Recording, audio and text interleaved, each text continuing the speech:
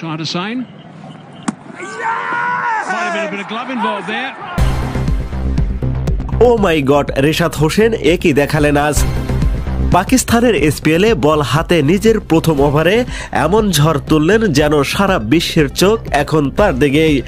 বাংলাদেশের তরুণ এই leg spinner আজ তার জাদুকরী স্পিনে মিডল ওভারে তুলে নিলেন পরপর দুইটি গুরুত্বপূর্ণ উইকেট।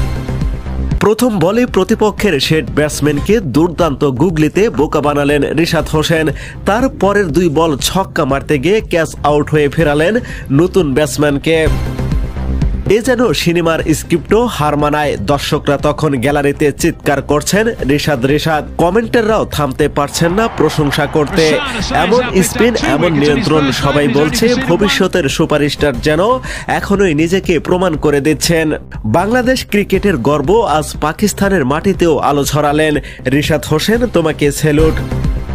আপনি যদি রিশাদের বোলিং দেখে অবাক হয়ে যান তাহলে অবশ্যই আমাদের ভিডিওর কমেন্ট বক্সে রিশাদ সম্পর্কে কিছু লিখে যাবেন। ধন্যবাদ।